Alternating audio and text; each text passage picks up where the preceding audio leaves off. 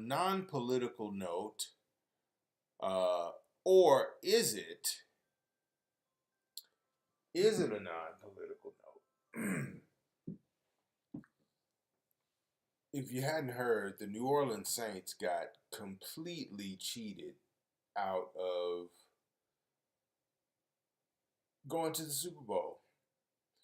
They were driving, certainly would have scored. The complexion of the game would have been entirely different.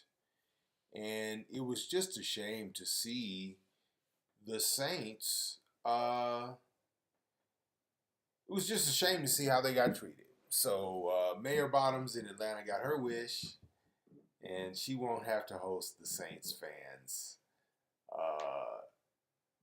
coming up in a week, actually, this Sunday, I guess, or no, 2 weeks from now. Anyway, welcome everyone to Call of Reasons CTR on the side.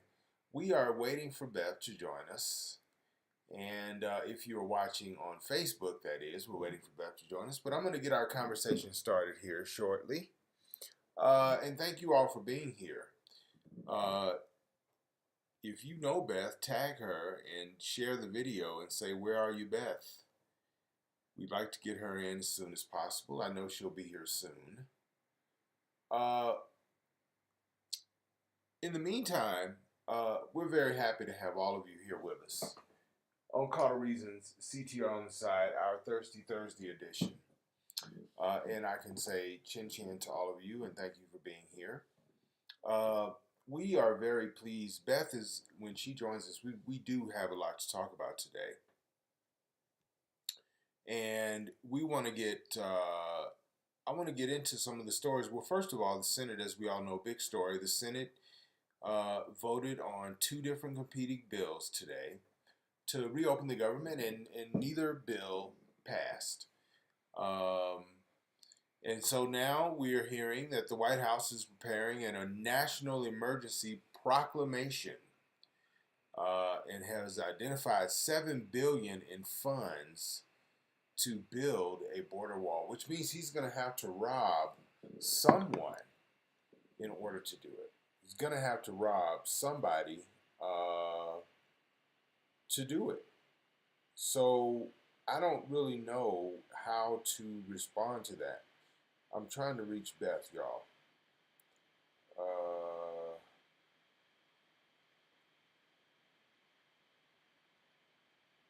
Let's see.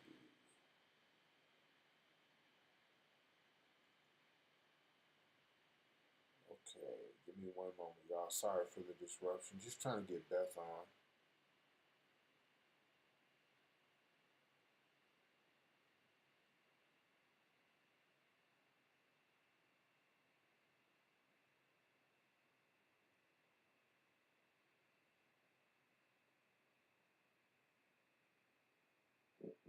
Okay, so we hope Beth will join us here in a second. Anyway, the White House now is preparing a national emergency proclamation, perhaps, and we will see what happens. They say they have identified $7 billion for a wall, and who knows how that's going to turn out. But the places where they're looking to get the money from is just criminal. And it absolutely does not constitute a national emergency. And under no circumstances should the White House be seriously considering doing this.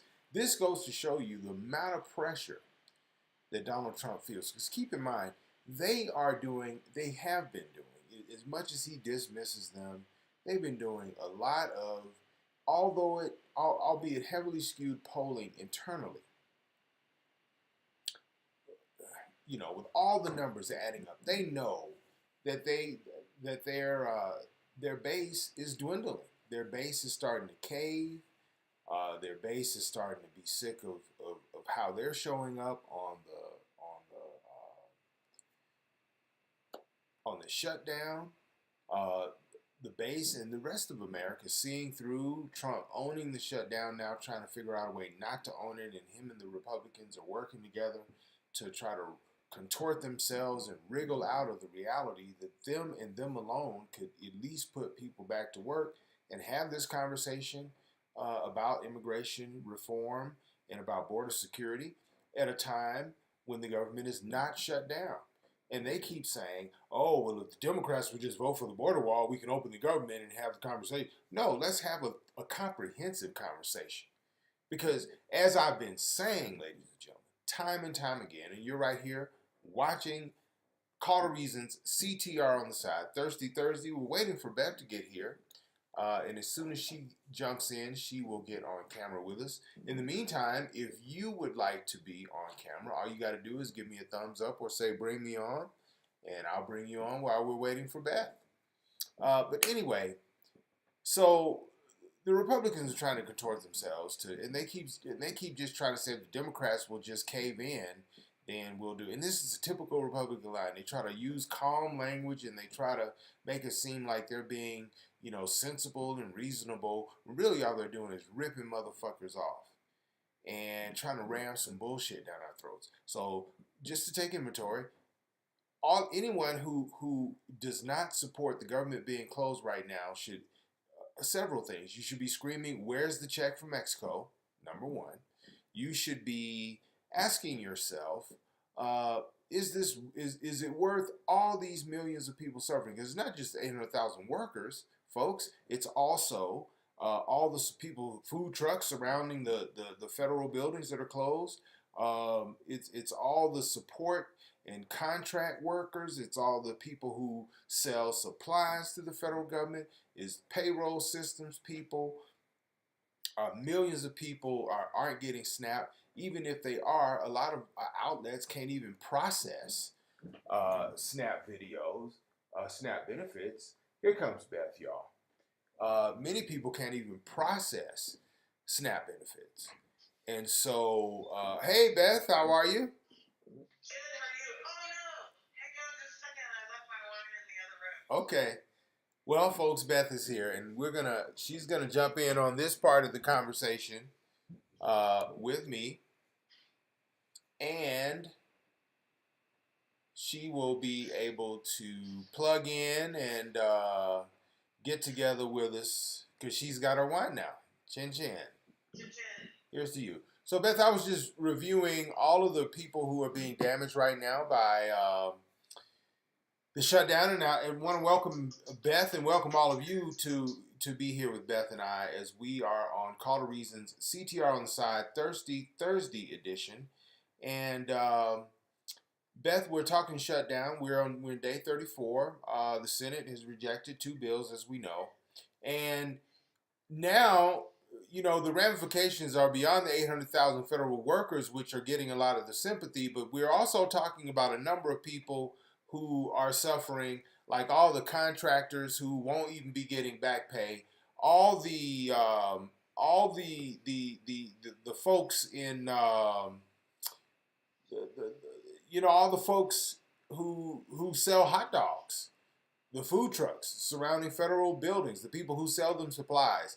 Millions of people are now being negatively impacted, and all the Treasury Secretary can think to do is say he doesn't even understand why they're going to food pantries when they could just go down to the bank, run on down to the bank or the credit union and get a loan. And then the president backs that up by saying, yeah, not only that, they could just go down to the grocery store they shop at all the time, talk to the manager, and get free groceries until until things come around.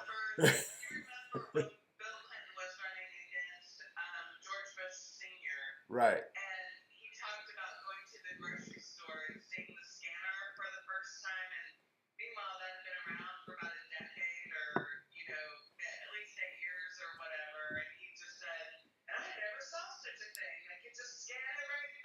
Right. That was like one of the things that really exposed what an elitist he was. Yes. So like out of touch with what was going on with everyday people, and they're like, "All right, Haas, we're done," Yes. This is like the same.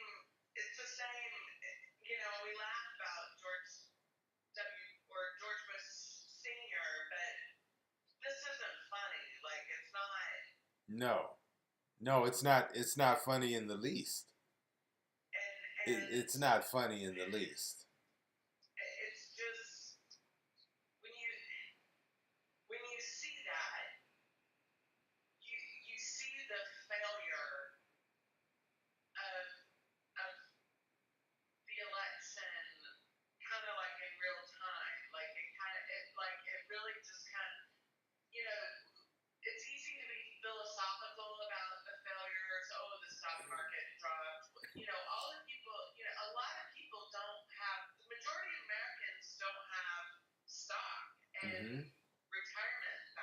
Right, they don't. They don't. And the thing is, Loveless, is that it's moments like that where you realize how real this presidency is, Mm-hmm. and the danger that it poses on people just trying to get by every day. Setting was just like when he also said, if you listen to the whole thing, he also says, Loveless, that we're just talking about a sliver of the gross national. Yeah, I mean, Beth, how many ways can different figures in the administration contort themselves in order to support the president's position, and in doing so, and then, hold on.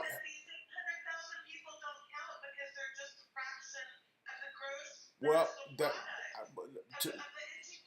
to finish my question, how many times and how many different of these administration officials are going to have to basically contort themselves and come up with some sort of logic that results in them too saying, let them eat cake? How many let them eat cake sound bites from the administration do we have to have for people to get that this administration could give a damn about us, which means you and me and everybody else watching right now? They don't give a damn about us. No. At all. And so we have to. No, they don't give a damn, because that's all of us. Not all of us, but they are included in the us of ordinary American citizens who go to work every day and try to feed their family and make a better life for their children. You see, folks, they keep trying to draw the lines and create enemies and turn people who disagree with them into enemies and get you to feel the same way. But believe it or not, there are federal workers and the people that support the federal government right now who are suffering, both who did not vote for Donald Trump and both who voted for Donald Trump. And they all are not going to get a paycheck tomorrow the same. You see, this isn't about partisanship. This is about a crazy ass lunatic, maniac, narcissist in the White House, supported by cult members in Congress, to hold American citizens hostage over a campaign promise in order to try to hold together a dwindling base whose bottom is caving in slowly but surely. So there's been a lot of discussion today because even though these votes did not succeed, it looks like that there's progress being made. And one of the things that I posted on Twitter tonight was this, Loveless. We're about to find out two things for certain about Trump here probably in the next 72 hours. The first is how long he can possibly stand to go without golfing at Mar-a-Lago. That's number one. Two, how badly he really wants to do the State of the Union address from the People's House. Right.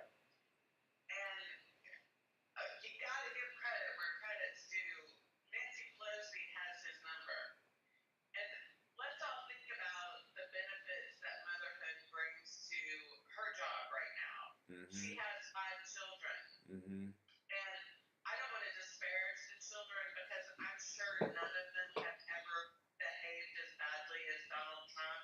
But let's face it, you're a dad, like every kid goes. Listen, she's had 5 chances to raise a toddler. She's interpreted toddlerism 5 different ways. She's seen it all. Right. She's seen it all. She has Donald Trump's number backwards and forwards memorized. That is for sure. Yeah. And essentially, she hit him where it counts. No, it's. All of the polling shows that the majority of citizens in the United States blame Donald Trump, which is he said that he would take the blame, that it was all on him, and the country took him at his word when he said that. And then, she knows that he can't. Let's all remember that he called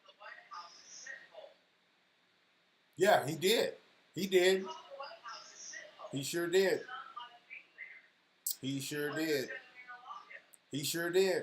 What's up, Cousin Michelle? He knows that he can't go while the government's shut down. That's true. He does know that. He really wants to go home to Mar-a-Lago. Big time. That's one thing. And the second thing is the man cannot stay away or turn down or give up a chance at the pomp and circumstance of State of the Union Mm-hmm. speech, where Pelosi and the Vice President have to sit behind him the whole time and golf clap. That's right. Still just eye roll. Maybe still tired of not to.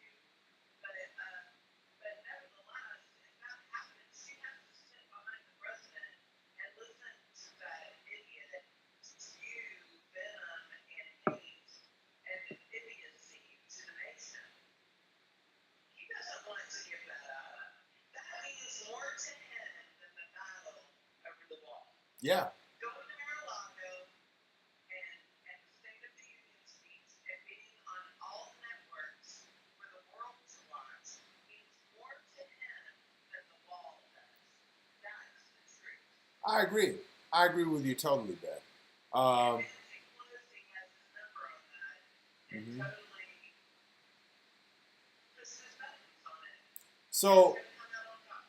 So I agree with you, and I think that you know, ultimately there won't be any down payment. Is there? You know, as Trump has already started to, again, start off the whole conversation by either embellishing or flat out lying, which, it's one or the other. The immediate response from the Democrats was no. There's ain't no down payment on no shit. So we'll have to see what negotiations actually are underway and what their progress will be from those. But certainly the pressure has to be mounting on the Democrats as well as the Republicans and Trump even more to get the government open. No one is finding solace in any of the let them eat cake contortion spins of the administration officials. No one is buying any of the contortion, let them eat cake spins, or blame it all now on the Democrats. If the Democrats would just give the president what he wants and do what 60% of the American people do not want, then, in other words, if the Democrats will continue to ignore the will of the people like we did in Wisconsin and Michigan when we tried to change the rules after we lost, and now that's been tossed out of court, like we did in North Carolina, and it was tossed out of court, like we still don't have a seat filled in the North Carolina 9th Congressional District because we cheated and got caught.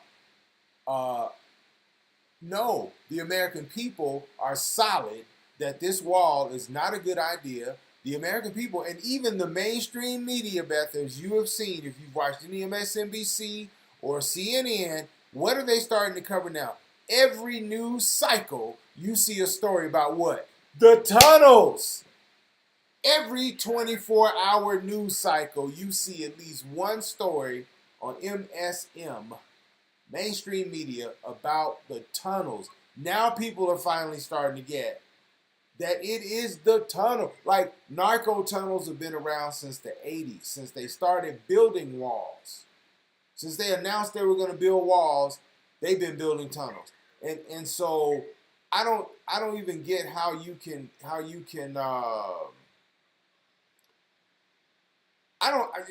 it makes no sense to ignore tunnels, and no one in Congress, especially in the Republican side, is even acknowledging that tunnels even exist.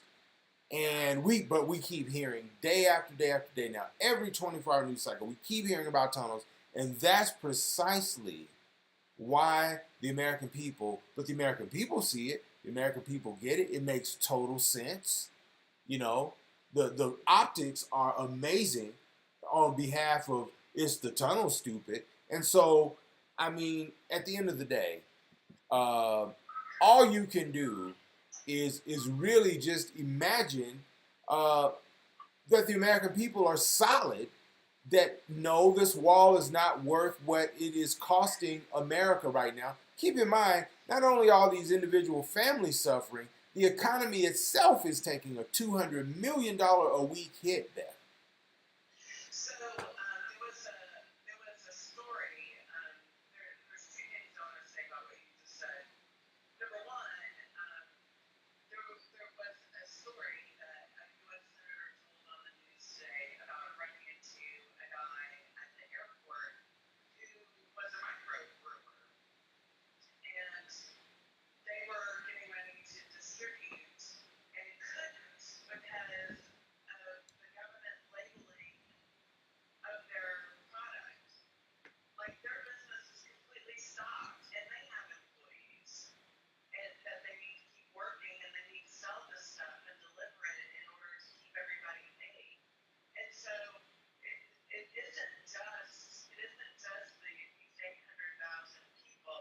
And I think that the Trump and his cabinet, they keep on saying, oh, it's just this sliver of people, but it's not. And the ramifications of what's happening affects a lot of different people all over the country. So that's one. Two, I think that the Democrats are they do have the rail that everybody says not to touch on the subway, the third rail. Right. They do have a third rail issue that isn't being discussed as much, and I'm not sure why.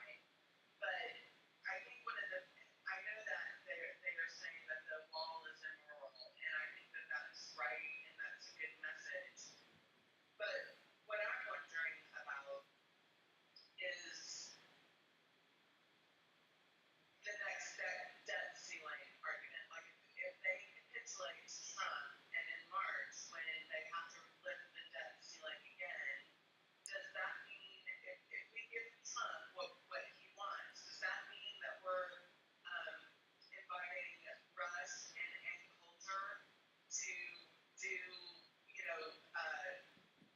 Trump 2.0, where whatever their will is that week, or whatever they happen to want that week, is what Trump demands out of Congress. Right. And the fact that I understand the Democrats saying, if we give in this time, right. then this means that we are serving up our federal government and our workers every quarter, or however often it is, that we have a debt ceiling vote. And that has to be scary as hell. And It does. It also makes me respect Nancy Pelosi. And it's hard. It's hard to say to the workers who are having to go to soup kitchens, look, we're trying to do this because we think that this is the best interest in the long run. And they're like, well, in the short run, I'm here with my kids at the soup kitchen, and they're wondering why we can't afford food. Mm-hmm. It's a shit situation to be in. And Mm-hmm. but I also think that I don't think that Trump can go without playing golf at Mar-a-Lago. Well, apparently he can, and let me tell you something, Beth. To add to a couple things you said. First of all, if the Democrats capitulated all, they're dead ducks. Secondly, if they capitulated all, America's a dead duck. They just have to hold the line. And the suffering, Donald Trump, he clearly owned it. He said he'd be proud to own it. They have to force him to own it until America forces him to do the right thing, or forces the Congress to do the right thing. Unfortunately, America won't be able to force him or the Congress to do the right thing until next November. So we still got a long haul in it. But I think that the longer this drags on, and the longer the Republicans won't open the government because of the wall, because that's what we're talking about now. We're not talking about Trump ultimately not getting some additional barriers in strategic places, because listen, even progressives or liberals or anyone with common sense can acknowledge that those barriers have played some positive role in border security. However, making it the panacea or focal point of border security. Like, in other words, Beth, here's what you and I should do. I'm already out here at National Laboratory. I live in New Mexico. The spaceport is in Truth or Consequences, New Mexico. We need to get ourselves a hold of either Richard Branson or Elon Musk, and we need to issue a challenge to them to match us, and then we start a GoFundMe with like a matching fund ticker on it. And we should just, all the non-Trump cult members who get it, that it's the tunnel stupid, we should just call it, it's the tunnel stupid on GoFundMe. And raise enough money to be able to, and we got 2 national laboratories out here, and all this technology, access technology and partnerships, we can create a satellite system that can scan the actual border all at once across the entire vulnerable area of the U.S. border of Mexico for tunnels from outer space, and actually see them even as they're being built. We can detect it, and we can, bam, be on the case. We can eradicate the tunnels. And why not put some money into that? Because that's how they're getting. I mean, how many stories do we need to see? I'm saying we should just monetize it. We can monetize it. Tunnel detection from outer space. So you could just scan the entire border from outer space from a satellite, penetrate the ground, find the tunnels with whatever. I mean, it's out there. The technology is there. Let's do a GoFundMe, Beth, so that we can fund Call to Reason and all the nonprofit causes that we care about from now into perpetuity. With the money we make, all of us and our millions of shareholders will make from owning that technology that scans for tunnels over the southern and northern borders.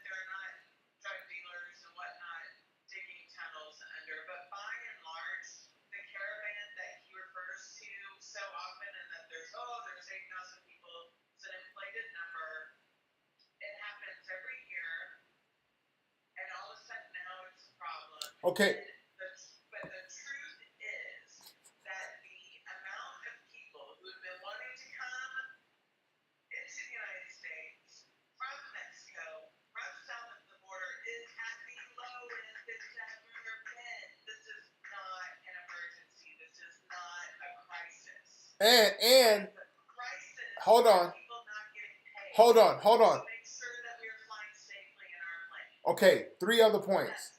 3 other points before I hit the reset button on that. 3 quick ones. Number 1, you're so right. Number 1, it's not only at its lowest in history. I mean, in 2000, it's not only its lowest in a long time. Okay, it continued to drop after Trump was elected. It was already dropping when he was elected. It continued to drop after he was elected, and it has continued to drop since then, without any additional wall. Okay, hold on. The president is a huge deterrent from anybody wanting to be here, including America. But hold on. And on that note, let me point out, Red Pill Reality Check, that Beth, 94% of the American people who live in Mexico are there illegally. That's a fact. That's a statistic. Google it.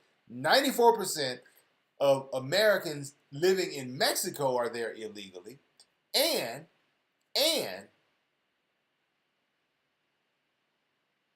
the amount of Americans that go to Mexico for medical care every year, Plastic surgery, medical care, dentistry, huge. that Beth, if you want to talk about a caravan,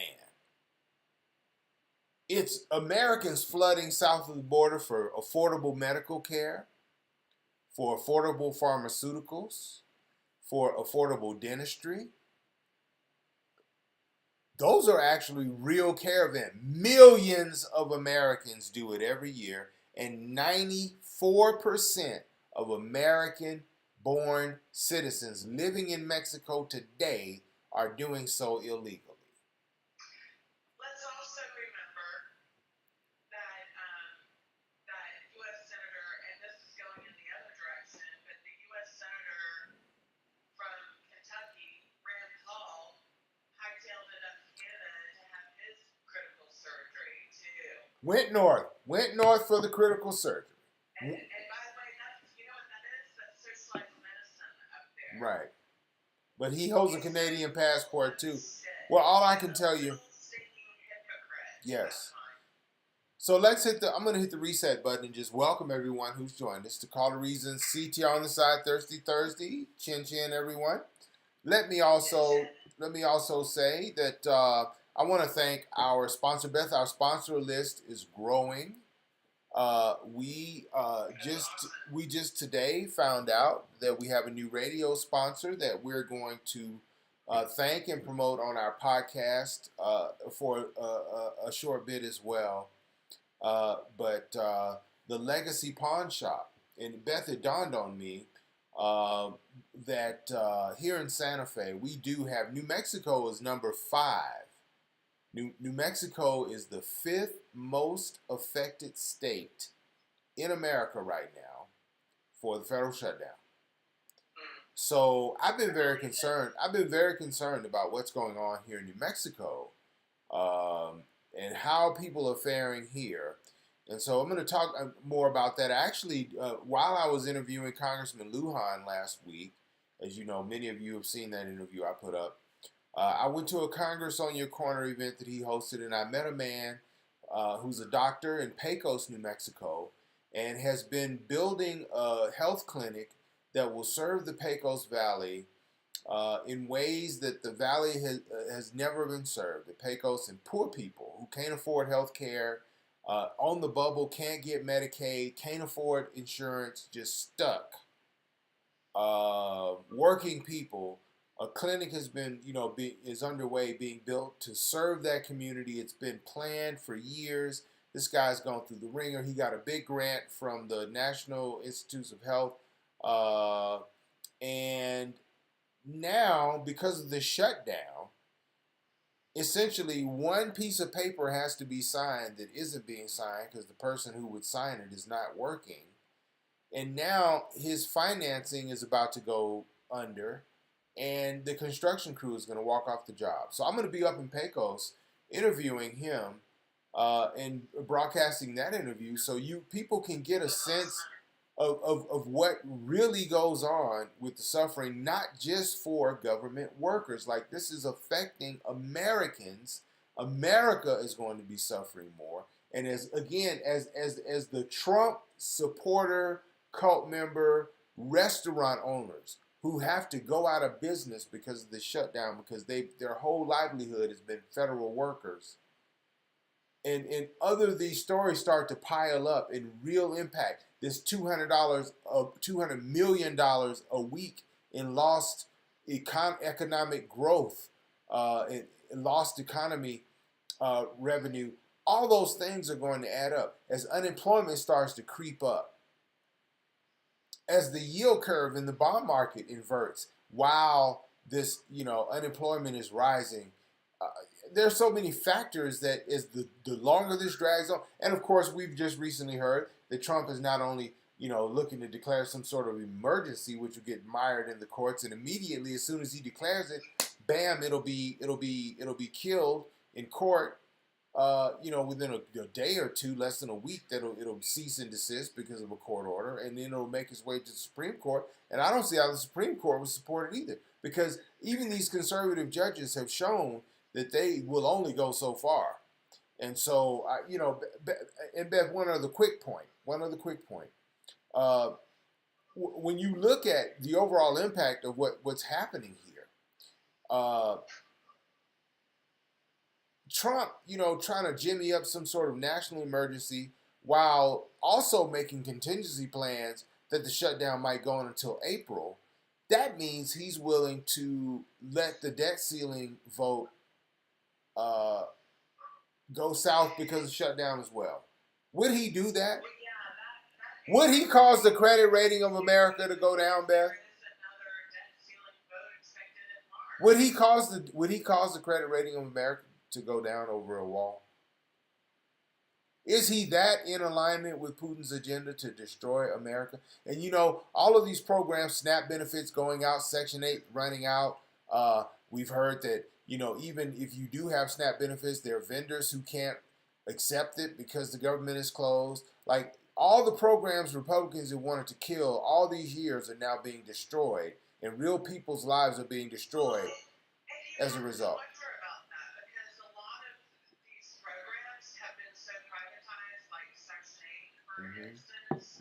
That the people who are Section 8, who are renting Section 8 housing and getting the government supplement to pay the rent, their renters are already saying, if you can't, we're not in the business of providing you. They've already said it. We're not in the business of providing you with free rent. Right. And so we're sorry if you're working for the U.S. government, you're not getting. And keep in mind, Beth. Keep in mind, Beth. Keep in mind. The Republicans loved to, when Obama was president, they loved to claim that the people on food stamps, the numbers were going up. And so many people on food stamps, we're going to turn that around. We're going to get people back to work, blah, blah, blah. Okay, so unemployment now is below 4%. America is working. Now, the Republicans can't take credit for that if they want to stick to the arguments they had when Obama had unemployment headed in the right direction. They would say, oh, well, so many people have dropped out of the workforce, blah, blah, blah, blah, blah, blah, blah, blah, blah. So now they're not saying that anymore. They're just saying unemployment's low. They're taking all the credit. So let's just stick with that. Unemployment is low. Yet the number of people on social assistance, the number of people struggling, needing Medicaid, needing food stamps, needing SNAP benefits, needing Section 8, though the number of those people has not declined commensurately with unemployment. Why? Because wages have remained stagnant and flat, and they are not living wages, and Americans are still struggling. Yeah. That's why, in reality. And now this government shutdown is taking millions of people who are 3 paychecks away from homelessness into the second missed paycheck. So now the countdown, we're 2 weeks away from hundreds of thousands of Americans being homeless and hungry and destitute and then therefore desperate. Watch how the crime rate rises, Beth. I mean, what's the alternative? What is the alternative? Is my question. Got to hit the reset button again. You're on Call to Reason's CTR on the side, Thurssday, and I have to take a moment to thank our sponsor. I was talking sponsor and I got sidetracked.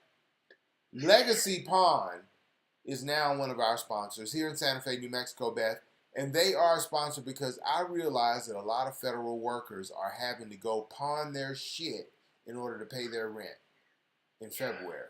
And Legacy Pond is getting flooded with incoming merchandise. And no one wants to benefit off the suffering of others, but that means they're going to have some great deals on merchandise, quality merchandise, as folks default on those pawn tickets and have to let that stuff go. People who aren't working for the federal government will be able to get some great deals, but unfortunately for, the folk who have to sell it, this is why elections have consequences, But I do have to say that if you hadn't thought about what you can do to throw a Hail Mary to raise that extra couple of $100, Legacy Pond in Santa Fe is a great place to start. I can tell you, you can certainly raise a few $100 there. And they have a lot of class. They treat people with dignity and respect. They have great rates. And if you're shopping and looking for a great deal, you can't find a better bargain on quality merchandise than Legacy Pond. And I also want to stop and thank our first ever podcast sponsor, Keishi, the Zuni Connection. We love Keishi so much. They're right here at 227 Doncaster Bar in Santa Fe. And they do it all when it comes to giving you the exclusive, the best and most authentic and authenticated and fair traded Zuni Pueblo art and artifacts. You've got kachinas, you've got fetishes, you've got jewelry, you've got art, paintings, you name it. Keishi, the Zuni Connection. Just go to keishi.com, KESHI.com. Robin and Bronwyn do a great job down there. And the Keishi Foundation.org. Check them out. They're making sure the art stays alive, young people keep it alive, and that we can even touch and feel it too. Y'all check them out. You'll love it all. Beth, there's a story that caught both our eye today. And we agreed we were going to talk about it. A school superintendent was arrested and charged with fraud after it was discovered that she had used her health insurance treatment to get a student inside her school district the vital, life-saving health treatment that he needed. And now she's been arrested. She had to be released on a $500 bail.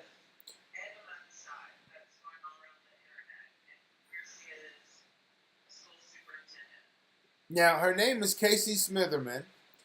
She's the superintendent of the Elwood Community Schools, 45 miles north of Indianapolis. And Beth, what makes me most sad about this is that this woman is being prosecuted by the law as a criminal, scorned professionally by her peers. Not all of them. The school board, I guess, actually supports her. But this woman is being scorned and charged criminally for doing what Jesus would do. In Indiana, where Mike Pence, Mr. Super Christian, comes from, in Indiana, where Mike Pence, Vice President Mike Pence, Mr. Super Christian comes from, the people who passed the Religious Freedom Act put a woman in jail for doing what Jesus would do. Imagine that.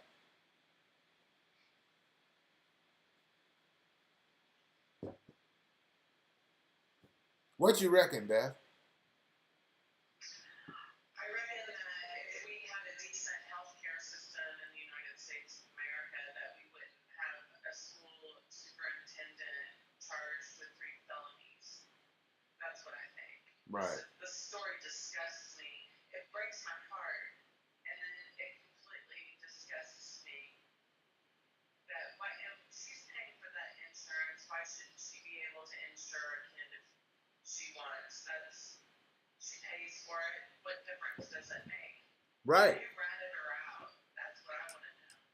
Well, whoever did is not certain. Whoever did is probably somebody who goes to church every damn Sunday, but to one of them Jesus Industrial Complex outfits, because that woman is in jail for doing what Jesus would do.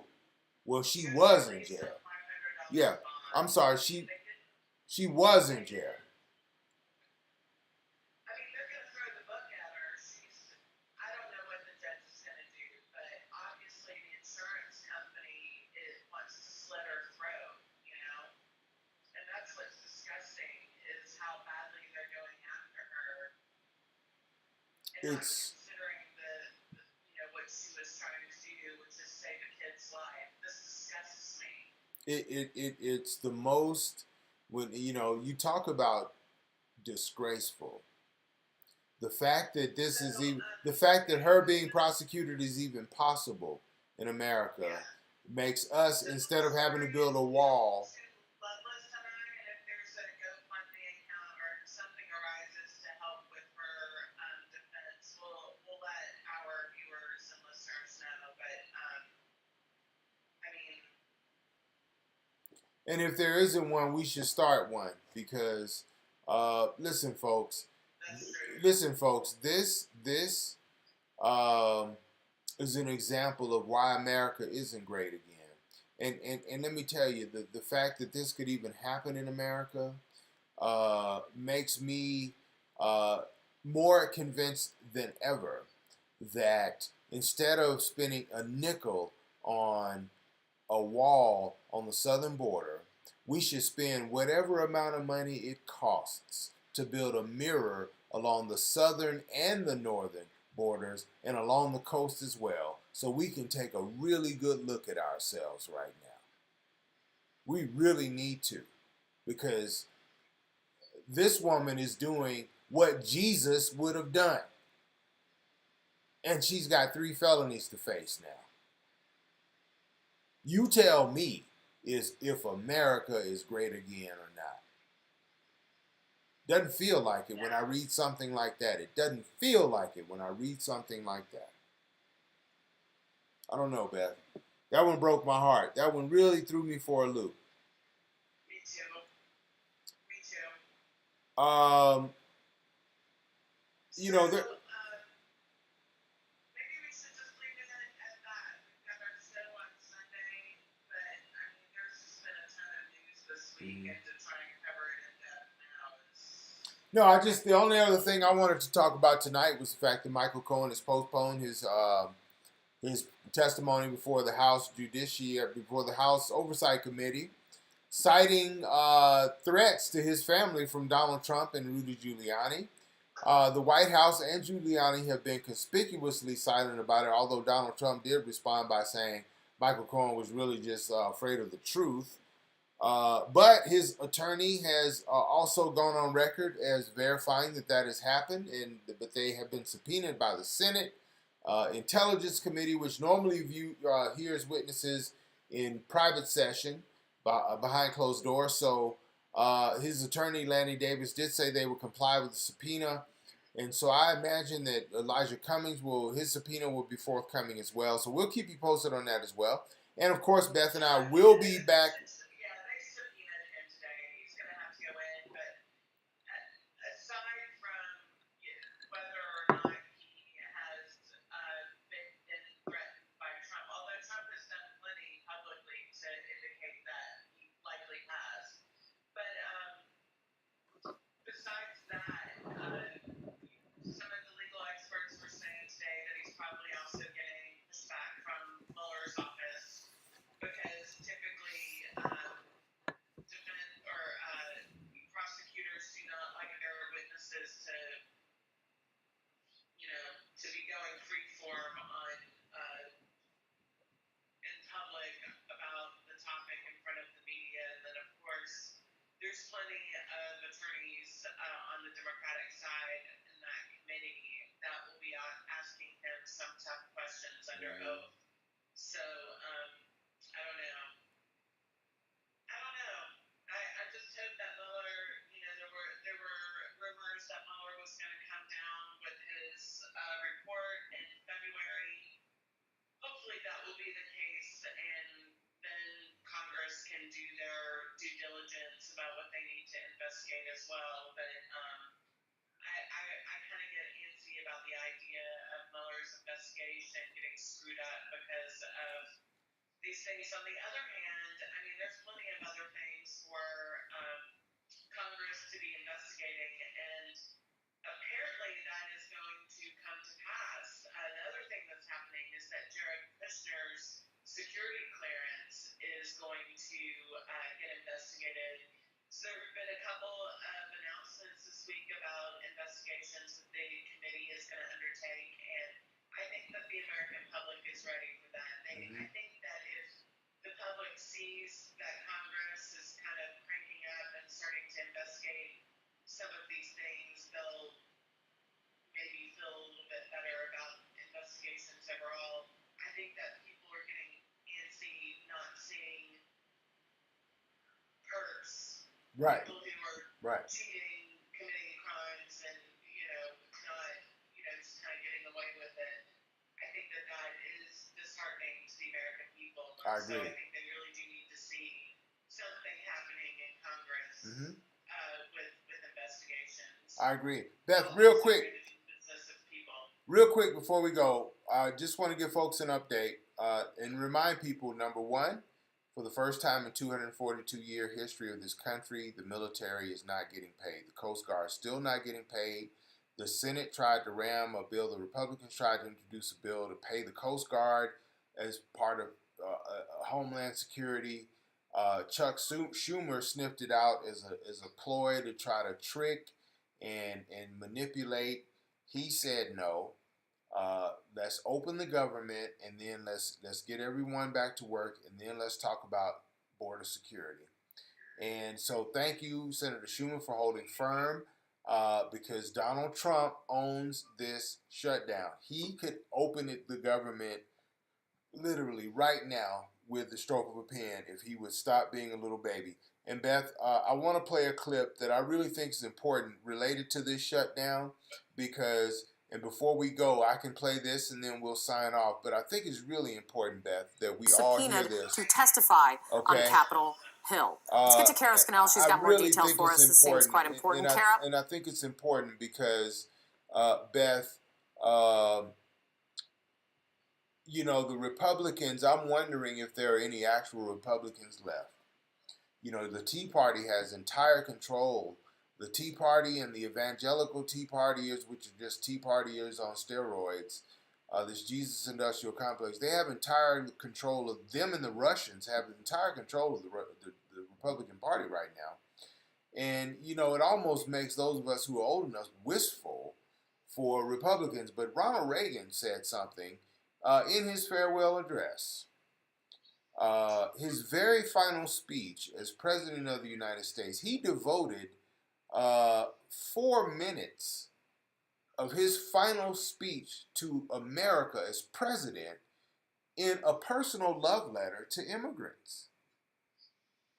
And his perspective on immigration and the power of immigration as a unique advantage that America held in the world is just worth playing for everyone to get. Because, Beth, if Ronald Reagan was around and the Republican Party of Ronald Reagan was around today, Obama would have really got some shit done. And we might have had a Republican get elected president after Obama, but they would have got something done too. And because Ronald Reagan did get stuff done with Tip O'Neill, and Bill Clinton did get stuff done with Newt Gingrich. Those Republicans. So if you'll remember, John McCain, the nominee, right, the original nominee, got plenty done in the Senate, and right, worked really hard across the aisle to get things done. And yeah, I think that when the Republican Party capitulated to the Tea Party and did not hold them accountable. They didn't capitulate. The Tea Party took over because the Republicans sat on the sideline for one election cycle, and then the Tea Party showed up voting Republicans, and they swept all the mainstream Republicans out. And now they've been primarying them. They gave blind allegiance to Grover Norquist. Right. They essentially absconded all of their power and said, you know what, in order for Republicans to stay in power, we're gonna let the Freedom Caucus and all of these guys just have control. And they did nothing. And the Tea Party was racist. When they were protesting ACA, they spat on black elected officials and called them the N-word, and the Republican Party said nothing. They let their party get taken over by the Tea party because they wanted to stay in control. Because there are so many traditional, but that's because there are so many. There's so many establishment Republicans ultimately who were closet white supremacists too, and when they saw how easy that became, they just jumped on in. But I want to play Ronald Reagan in his final address to the nation, and what he said, President Reagan said about immigrants, what his attitude about immigrants was and immigration to America. Because it's so timely, and y'all really do need to hear it. Y'all check this out.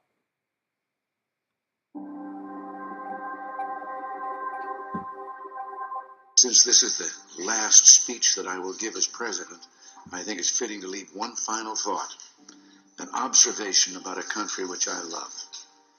It was stated best in a letter I received not long ago. A man wrote me and said, "You can go to live in France, but you cannot become a Frenchman. You can go to live in Germany or Turkey or Japan, but you cannot become a German, a Turk, or Japanese. But anyone from any corner of the earth can come to live in America and become an American." Yes, the torch of Lady Liberty symbolizes our freedom and represents our heritage, the compact with our parents, our grandparents, and our ancestors. It is that lady who gives us our great and special place in the world. For it's the great life force of each generation of new Americans that guarantees that America's triumph shall continue unsurpassed into the next century and beyond. Other countries may seek to compete with us, but in one vital area, as a beacon of freedom and opportunity that draws the people of the world, no country on earth comes close.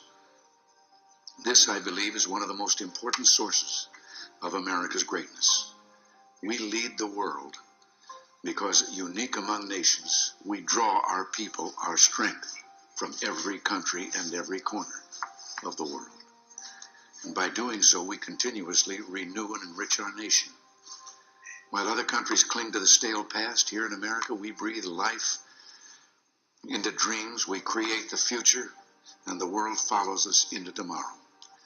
Thanks to each wave of new arrivals to this land of opportunity, we're a nation forever young, forever bursting with energy and new ideas, and always on the cutting edge, always leading the world to the next frontier. This quality is vital to our future as a nation. If we ever closed the door to new Americans, our leadership in the world would soon be lost. A number of years ago, an American student traveling in Europe took an East German ship across the Baltic Sea. One of the ship's crew members from East Germany, a man in his 60s, struck up a conversation with the American student. After a while, the student asked the man how he had learned such good English, and the man explained that he had once lived in America. He said that for over a year he'd worked as a farmer in Oklahoma and California, that he'd planted tomatoes and picked ripe melons. It was, the man said, the happiest time of his life. Well, the student, who'd seen the awful conditions behind the Iron Curtain, blurted out the question, "Well, why did you ever leave?" "I had to," he said. "The war ended." The man had been in America as a German prisoner of war. Now, I don't tell this story to make the case for former POWs. Instead, I tell this story just to remind you of the magical, intoxicating power of America. We may sometimes forget it, but others do not. Even a man from a country at war with the United States, while held here as a prisoner, could fall in love with us. Those who become American citizens love this country even more, and that's why the Statue of Liberty lifts her lamp to welcome them to the Golden Door. It is bold men and women yearning for freedom and opportunity who leave their homelands and come to a new country to start their lives over. They believe in the American dream, and over they make it come true for themselves, for their children, and for others. They give more than they receive, they labor and succeed, and often they are entrepreneurs. But their greatest contribution is more than economic, because they understand in a special way how glorious it is to be an American. They renew our pride and gratitude in the United States of America, the greatest, freest nation in the world, the last best hope of man on earth. That was Ronald Reagan, y'all. Now, I, and like many of us, disagree with Ronald Reagan about many things, but I watched him give his farewell address, and like I wasn't alive when Eisenhower gave his and cited the military-industrial complex. I agree with Eisenhower, and I agree with Reagan. What Reagan just said is what America used to stand for. That's what the Republican Party used to stand for. And every American agreed with that.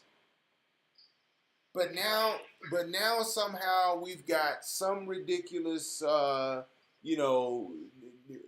fascist, xenophobic, colored people hater in the White House, and he's got a cult of folk in Congress who are willing to go against everything they stand for and have stood for as Republicans.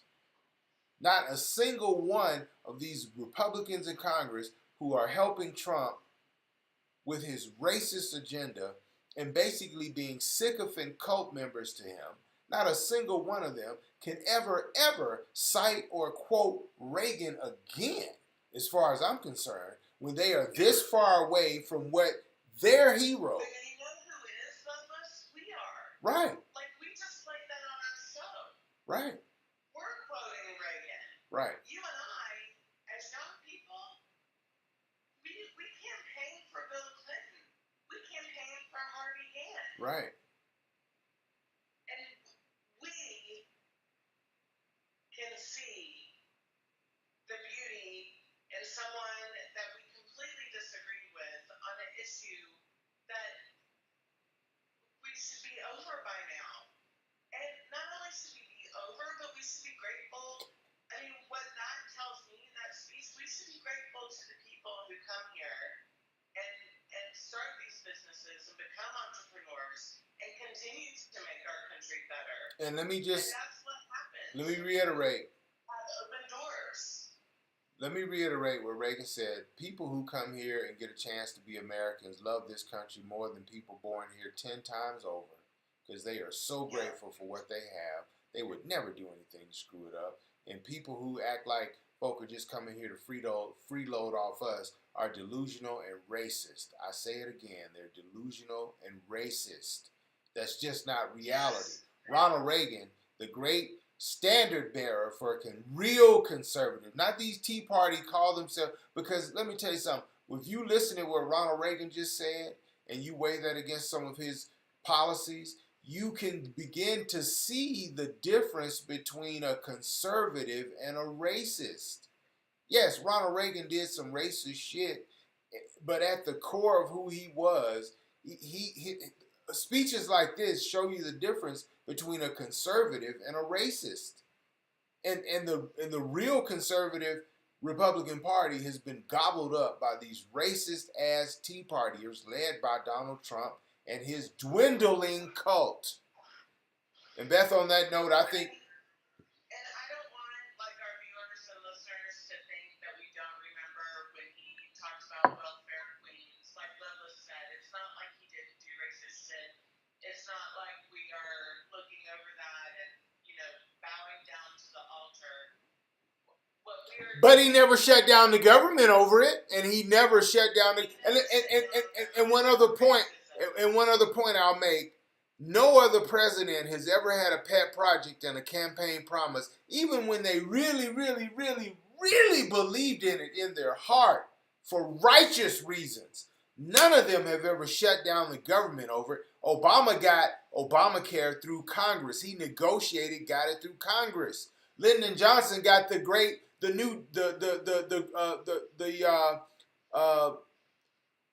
Society through Congress. Yeah, and the war on poverty. He got the Civil Rights Act and the Voting Rights Act through Congress. LBJ got the New Deal through Congress. Okay? Great presidents who made great strides on behalf of making America great for real. Richard Nixon got affirmative action through Congress. Republican presidents, Ronald Reagan got his immigration reform. listen, Republican. Ronald Reagan also passed his tax reform, which was hugely controversial. Right. Really hurt Right. the working class people. Tip O'Neill was the Speaker of the House. Did they shut down the government? No. And he cut the tax rate from where it still ought to be to where it to where it almost is now. And it really has. If, as a matter of fact, if we just repeal the Reagan tax cut, we would be back in shape as a nation. But my point is, all these presidents, and by the way, Reagan got Martin Luther King holiday through Congress, signed that into law. Republican presidents have done many, many, many things. So have Democrats. They have all done things by going through the checks and balances process that the Constitution prescribes. They all have done that. The only one who hasn't is big baby Donald Trump, who's coming up with all these shenanigans on why he should do that.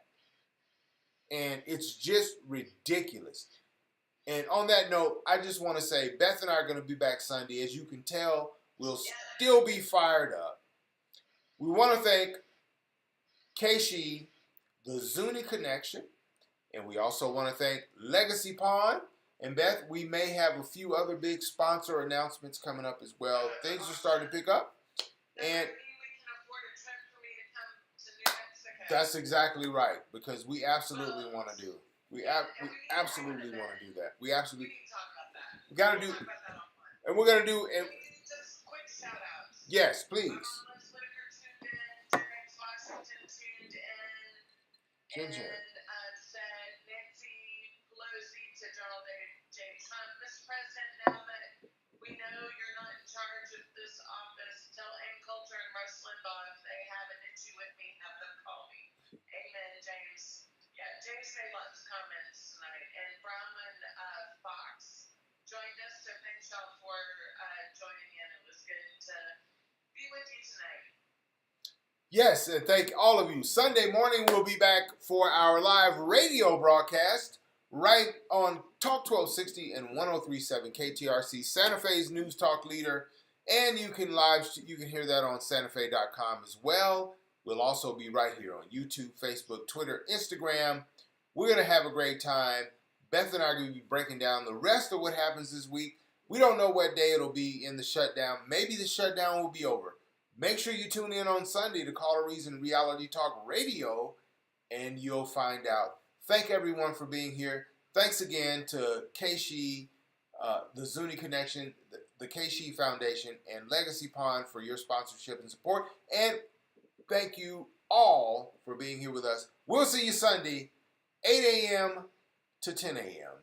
Mountain Time, 10 a.m. to noon on the East Coast, 7 to 9 on the West Coast, 9 a.m. to 11 in the Central Time Zone. Call a Reason Reality Talk Radio. We'll see you then. In the meantime, I love you, Beth. I love y'all. Peace. Peace out, everybody. Have a good night.